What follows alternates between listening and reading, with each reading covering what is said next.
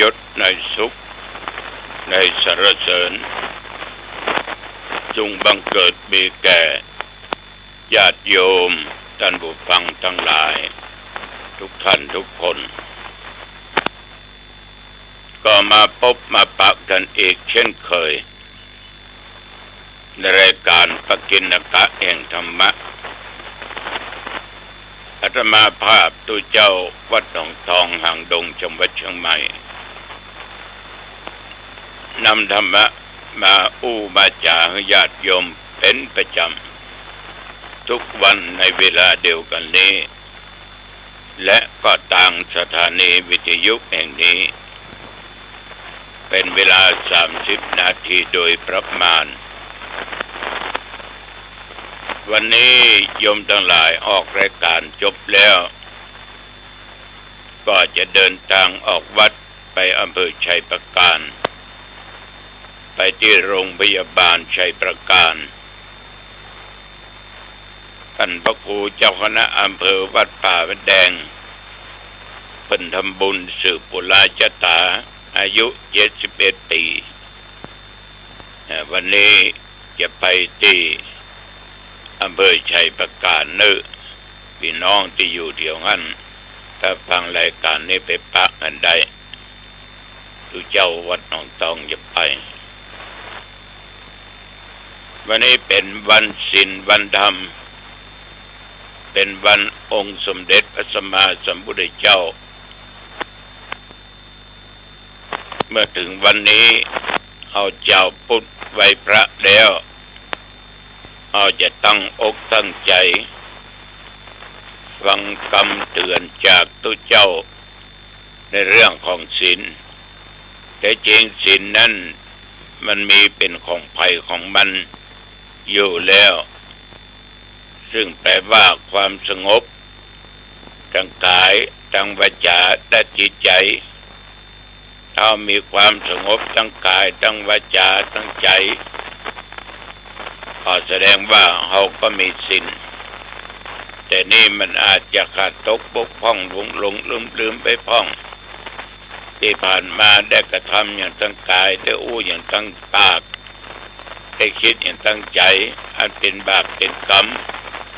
นำความเดือดร้อนนำความหายนะเกิดขึ้นแก่ตัวเองแก่ครอบครัวแก่ญาติพี่น้องแก่คนนั้นแก่คนนี้เราก็มาทบทวนกันเนอะต่อไปตั้งอกตั้งใจไหว้พระให้ก่อนอะระหังสัมมาสัมพุทโธภควาพระผู้มีพระภาคเจ้าเป็นพระอรหันต์ดับเพลิงกิเลสเพลิงทุกข์สิ้นเชิงตรัสรู้ชอบได้โดยพระองค์เองพุทธังภควันตังอภิวาเทมิข้าพเจ้าอภิวาทพระผู้มีพระภาคเจ้าผู้รู้ผู้ตื่นผู้เบิกบานกราบพระพุทธสวากขาโตภควตาธัมโมพระธรรมเป็นธรรมที่พระผู้มีพระภาคเจ้าตรัสไว้ดีแล้วธัมมังนัมสสามิข้าพเจ้านมัสการพระธรรมกราบพระธรรมสุปฏิปันโนภควโตสาวกสังโฆพระสงฆ์สาวกของพระผู้มีพระภาคเจ้าปฏิบัติดีแล้วสังฆังนัมมามิข้าพเจ้านอบน้อมพระสงฆ์กราบพระสงฆ์ต่อไปตั้งใจฟังข้อศีลและนำไปปฏิบัตินะโมตัสสะภะคะวะโตอะระหะโตสัมมาสัมพุทธัสสะ นะโมตัสสะภะคะวะโตอะระหะโตสัมมาสัมพุทธัสสะนะโมตัสสะภะคะวะโตอะระหะโตสัมมาสัมพุทธัสสะขอนอบน้อมแด่พระผู้มีพระภาคเจ้าพระองค์นั้นซึ่งเป็นผู้ไกลจากกิเลสตรัสรู้ชอบโดยพระองค์เองพุทธังสรณังคัจฉามิธัมมังสรณังคัจฉามิสังฆังสรณังคัจฉามิข้าพเจ้าขอเอาพระพุทธพระธรรมพระสงฆ์เป็นสรณะที่พึ่งตุติยัมปิพุทธังสรณังคัจฉามิตุติยัมปิธัมมังสรณังคัจฉามิตุติยัมปิสังฆังสรณังคัจฉามิข้าพเจ้าขอเอาพระพุทธพระธรรมพระสงฆ์เป็นสรณะที่พึ่งแม้แต่ครั้งที่สองตติยัมปิพุทธังสรณังคัจฉามิตติยัมปิธัมมังสรณังคัจฉามิตติยัมปิสังฆังสรณังคัจฉามิข้าพเจ้าขอเอาพระสงฆ์เป็นสรณะที่พึ่งแม้ครั้งที่สามปานาติปาตาเวระมณีสิกขาปัตตังสมาธิยามิสิ้นสิกขาบทนี้ละเว้นจากการฆ่าสัตว์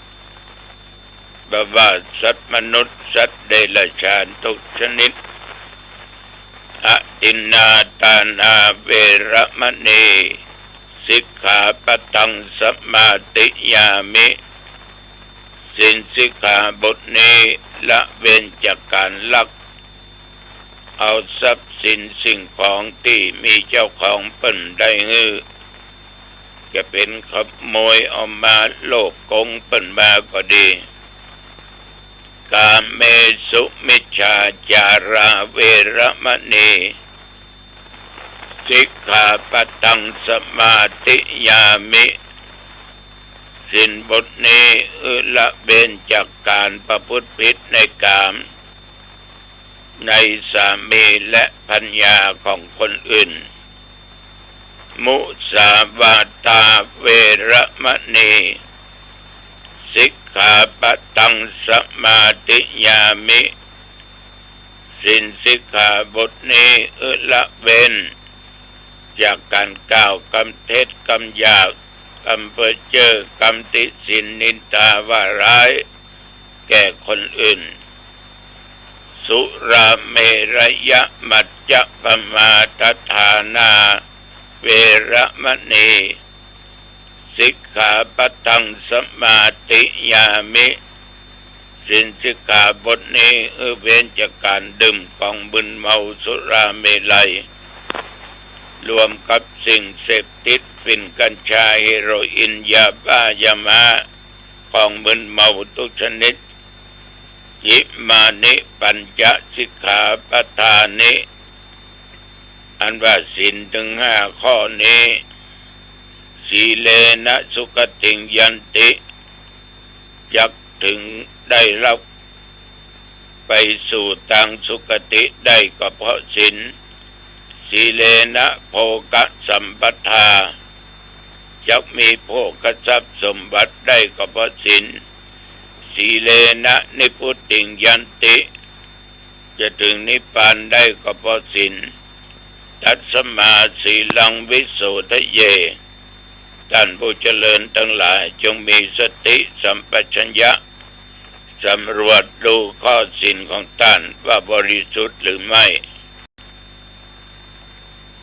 พี่น้องญาติโยมต่อไป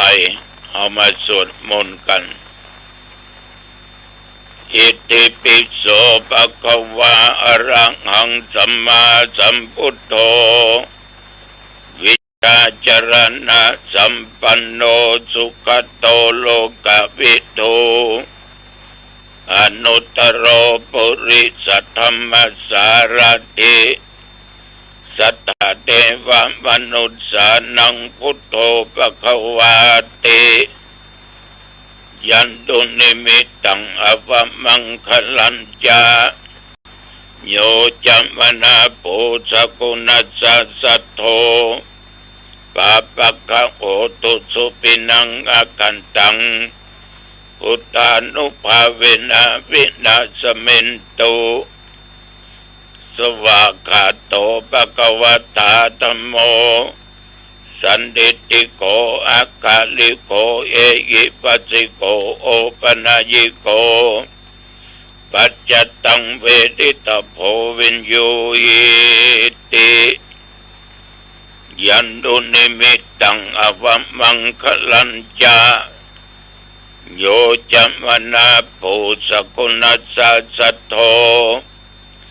ปาปะคะโหตุสุปินังอากันตัง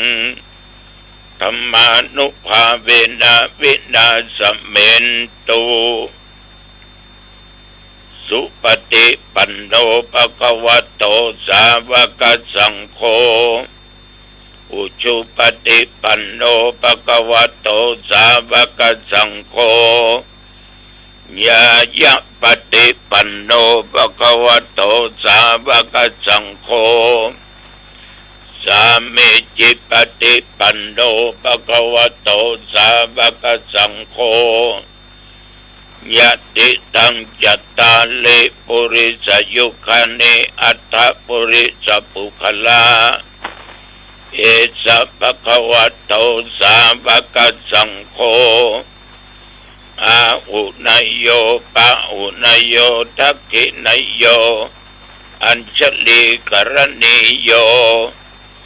อนุตตลังปุญญเกตังโลกัสสาติยันตุนิมิตตังอวมังคลัญจาโยจัมมนาโปสกุณัสสะสัทโธปาปะคะโหตุสุปินังอากันตังสังฆานุภาเวนะวินาสเมนตุสกัตตัวพุทธรัตนังโอสตังอุตมังบัลลังยิตังเทวมนุษสานังพุทธังบันธามบโคตมันติสกัตตัวพุทธรัตนังโอสตังอุตมังบัลลังอิตังเทวมนุษสานังพุทธเตชินาโสตินานัสสันตุปัตวาสเปตุขาวุปัสสเมนตุเตสกัตตัวธรรมรัตนังโอสตังอุตมังบัลลังปลิลาหูปัสสมนังธรรมเตเชนะโสตินานัสสันตุปัตวาสเปพญาวุปัสสเมนตุเตสกัตตัวสังฆรัตนังโอสตังอุตมังวรังอาหุนยังปะหุนยังสังฆเตชนะโสตินานัสสันตุปัตวาสเปโรกาวุปัสสเมนตุเตภวัตุสัพพมังคลังรักขันตุสัพพเทวตาสัพพพุทธานุภาเวนะสัทธาสุติภวันตุเตภวัตุสัพพมังคลังรักขันตุสัพพเทวตาสัพพธรรมาสังฆานุภาเวนะสัทธาสุติภวันตุเตภวัตุสัพพมังคลังรักขันตุสัพพเทวตาสัพพสังฆานุภาเวนะสัทธาโสติภวันตุเตขออภัยกับญาติโยมว่าผิดถูกไปโดยสาเหตุไฟในห้องนะมันมิบมับเดี๋ยวดับเดี๋ยวแจ้งเดี๋ยวมืดเดี๋ยวแจ้งเดี๋ยวมืดเดี๋ยวแจ้งตั้งแต่เริ่มต้นมา สงสัยหลอดไปมันถ้าจะเสียละนี่นะก็จะเสียต่อภัยกับญาติกับโยมตัวท่านทั้งหลายโดยคุณแห่งพระพุทธพระธรรมพระสงฆ์เนี่ยคุณแก้วเจ้าทั้ง3ประการนี้ก็ประเสริฐแลอยู่แล้วนอกนั้นคุณปิตาบรรดาพ่อแม่ผู้กำเนิดเกิดออกมาคุณครูบาอาจารย์อุปชัยยะขอพระคุณท่านเหล่านี้จงมาปกป้องคุ้มครองรักษาอย่างตนตัวข้าพเจ้าและญาติโยมท่านผู้ฟังต่อทุกคนนั้นอยู่เย็นเป็นสุขปราศจากความทุกข์ความโศกปราศจากซึ่งโรคภัยไข้เจ็บแม้นว่าได้เจ็บไข้ได้ป่วยกินยาเท่าใดก็มาหายไปหาหมอยาไหนรักษาก็มาหายก็ขอคุณแห่งพระพุทธพระธรรมพระสงฆ์คุณปิตาบรรดาครูบาอาจารย์จงมาดลบันดาลเมื่อโรคภัยไข้เจ็บต่างๆนั้นอันตรธานหายไปจะมีความสุขกายสบายใจจำเริญ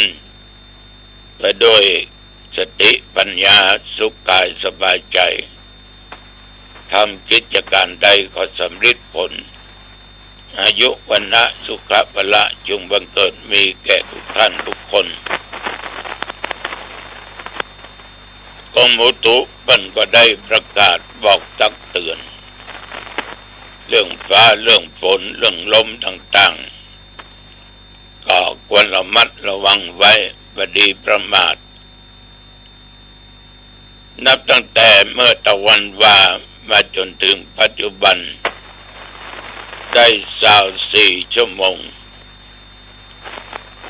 ชีวิตโยมและอาตมภาพก็ผ่านมาได้ด้วยบุญด้วยกรรมดีและต่อไปเขาก็ต้องผ่านไปด้วยดีจนอายุได้120 กว่าเข้าพระวสาตั้งแต่ตะวากินของงายจนถึงปัจจุบันบัดเดี๋ยวนี้เมื่อตะวันวานี้ว่าเมื่อเจ้าเมื่อตอนเมื่อค่ำเมื่อคืนก็ไม่ได้ไปไหนก็เรียกว่าอยู่วัดวันยังค่ำฝนก็ตึงมีเพราะมีรายงานจากที่หันได้นี่ว่ามีฝนตกลมก็แรงแต่ว่านี่มีเหตุการณ์อย่างหนึ่งถึงวันนี้ญาติโยมท่านทั้งหลายคนเฮานี่มันกินข้าววันละหลายมื้อหลายคาบอย่างน้อยก็1 มื้อ1 คาบ2 คาบ3 คาบแล้วก็กินของอื่นๆก็ไปอีกเมื่อเอาเก็บใส่ปากกลืนลงลำคอไปค่อนกับที่ลำไส้มันก็กันกองเอาสิ่งที่เป็นประโยชน์เลี้ยงร่างกายเฮาถ้าบางอันเอาก็อยู่ก็ได้แต่สิ่งที่มันเป็นกากมันบ่ดีธรรมชาติมันก็ทิ้งจะต้องทายกันญาติโยมเมื่อทายในสมัยก่อนเนี้ยมันมีห้องน้ำห้องส้วมยิ่งอยู่ตามชนบทใครถ่ายในล่นเขาป่าน้อยล่นเขาข้างทางล่นเขาไปกลางต้งกลางนาท่านทั้งหลายบางท่านบางคนในสมัยก่อนอยู่กลางต้งกลางนาเอิ้นก็อยู่อันนี้ไปทางใดถ่ายก็ถ่ายเอิ้นก็เอิ้นแต่ต่อมาความเจริญก็เกิดขึ้นอย่างอันได้ก็ต้องมีห้องน้ำห้องส้วมเป็นที่เปลื้องทุกข์ เอามานึกดูทุกสิ่งทุกอย่างเนี่ยมีทั้งคุณมีทั้งโทษสมัยก่อนนี้ญาติโยมเมื่อเป็นเน้นน้อยอยู่ที่วัดศรีบุญเรืองอำเภอแม่ริมจังหวัดเชียงใหม่ตื่นเช้ามาก็ไปบิณฑบาตเที่ยวไปตลาดแม่ริมหน้าอำเภอนะเลี้ยวขวาลงไปทางวัดสายมูลดวงดีไปรับบิณฑบาตก็ระยะทางประมาณเกือบ2 โลก่อนที่จะไปถึงตลาดนั้นญาติโยมในสมัยก่อนนั้นท่านจะมีสวนของคนกินเป็นปลูกผักกาดปลูกกันยังมนุษย์สาบกินตึงเป็นประเดี๋ยวจะเดือดร้อนกันกินนั้นก็คือกินของที่เสียจากมนุษย์เปิ้นก็เอาไปลดน้ำเอาไปลดผักกาดก็ดูงามนะผักกาดเปิ้นงามนะก็ได้กินบ่อยเหมือนกันนะเพราะบางมื้อบางคาบก็ใส่ถุงใส่บาตรทีนี้ญาติโยมความเจริญเนี่ยการมีห้องน้ำเป็นที่คับที่ถ่ายมันก็ต้องเสี่ยงสตางค์ครับละถ้าเอาเดินทางไปหันไปนี้บางที่เพิ่งเก็บสตางค์ก็เข้าไปเรื่องทุกข์แต่ก็น่าหันใจนะของเสียทุกชนิดมีถึงคุณแล้วก็เสี่ยงสตางค์เอาเข้ามันก็จะเต็มมาเนาะหลายปีไม่นักก็ต้องสูบออกแต่ว่านี่ก็เช่นเดียวกันที่วัดทุกเจ้าพระเนรก็โยมมาบอกหลวงพ่อครับห้องน้ำเต็มครับโยมเบิกก็โทรไปบอกเจ้าหน้าที่มาสูบออกดูดออกก็เชี่ยงไป1,600 บาทซื้อคืนซื้อเปิ้นไปทิ้งโรงงานองค์นี้แล้วยังพอต้องจ้างไปทิ้งแต่ฉะนั้นทุกสิ่งทุกอย่างเมื่อเอามาพิจารณาดูของทุกสิ่งทุกอย่างเนี่ยโยมในยุคปัจจุบันเนี่ยมันได้มาฟรีนะถึงมันจะสลายไปแล้วมันต้องเสี่ยงอีกเหมือนคนโน่นเนี่ยรูปร่างลักษณะเรือนร่างของคนเนี่ยว่าโยมวัฒมาภาพเอามีอายุปุ่นนี่เสี่ยงสตางค์กับมันจะนักกับกินกับว่ากับนุ่งกับย่องก้านั้นก้านี้จิปะทะไปเสี่ยงกับมันนักต่อนักนับเป็นเงินในยุคปัจจุบันก็คงหลายล้านนะเพื่อมาถึงปัจจุบันเจ็บไข้ได้ป่วยก็เสี่ยงความแก่ชราเกิดมีมาก็เสี่ยงจะต้องตกจะต้องแต่งจะต้องทำอย่างนั้นอย่างนี้เจ็บไข้ได้ป่วยก็ต้องไปซื้อยาไปหาหมอเสี่ยงในที่สุดตายก็เสี่ยงในหมอเนี่ยพี่น้องชาวบ้านก็มาช่วยการช่วยงานประเพณีของเรามีอย่างใดก็ทำไปก็เสี่ยงขนาดสรีระร่างกายก็ยังเสี่ยงกับมันอยู่ในที่สุดจะเผาก็เสี่ยงเพราะอย่างญาติโยมทุกสิ่งทุกอย่างมันต้องลงทุนประตบประเสี่ยงแม้แต่จะกระดูกกระด้างขี้เต้าขี้ฝุ่นที่ร่างกายกับกายไปเป็นดินเป็นน้ำเป็นลมเป็นไฟอย่าไปเสี่ยงกับมันนำกำดึกดูแล้วมันก็ในร่างกายเนี่ยจะว่ามีกล้าก็มีกล้าจะว่าสูญเปล่าก็สูญเปล่าแต่ว่า เมื่อเราเกิดมาในโลกนี้เราก็ต้องดูแลรักษาว่าเปิ้นว่าตัวชีวิตอายุสังขารก็ผ่านมาจนถึงปัจจุบันเนี้ยเดี๋ยวมาภาพกับเลข80แมนเข้ามาได้จัดดักได้200 กว่าวันเข้ามาละอายุอานาม80เต็มวันที่7 กันยา2569เนี่ยมันมาถึงขนาดนี้ก็นับว่าดีซึ่งยังถ้าอยู่ต่อไปมันก็ต้องกินต้องดูแลต้องรักษามันนะถ้าเจ็บไข้ได้ป่วยก็ดูแลรักษาฉะนั้นทุกวันเนี่ยโยมทั้งหลาย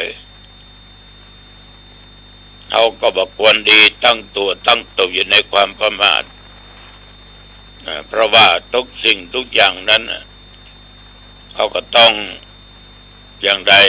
ต้องดูแลรักษาแล้วก็ชีวิตคนเฮานั้นประจาบนานมันก็ต้องจากโลกนี้ไปสู่โลกหน้าแต่การที่จะได้เปลี่ยนแปลงไปในทางใดนั้นก็เป็นสิ่งที่สำคัญก็อยู่เมื่อเราเป็นชีวิตมีชีวิตอยู่เนี่ยเราสร้างสิ่งที่ดีสร้างบุญสร้างกุศลไว้เมื่อเราจากไปก็ไปสู่ทางดีก็เกียมเสบียงดีหรอกมันนักหรอกคือกุศลส่วนบุญต่างๆถ้าเราสร้างสิ่งไม่ดีก็เกียมไปเถอะอกุศลกรรมต่างๆนั่นน่ะมันจะพาเราไปทางทุกขติอันมีแต่ความทุกข์ความทรมานเกิดมาจากได้เป็นสัตว์เป็นคนก็จะทุกข์แถมเพราะเอาสร้างสิ่งไม่ดีติดตัวติดตนมันเป็นเหตุเป็นปัจจัยอันนี้ตุเจ้าก็ขอฝากไว้ต้องขออภัยเนอะไปมันมิดมาเล่นตา เลยหลงลืมไปตะกี้ก็ขออภัยไว้ณโอกาสนี้วันนี้เบื้องเอาปะกันที่วัดกระแดงนอกวัดเจ้าคณะอำเภอนะไปจะทำบุญที่โรงพยาบาลอำเภอชัยประการอายุวันโนสุขังพลังพบกันใหม่โอกาสหน้าเจริญพรผู้ควบคุมตาหูจมูกลิ้นกายใจสมาธิจะเป็นผู้ที่ควบคุมอวัยวะอายตนะของเรา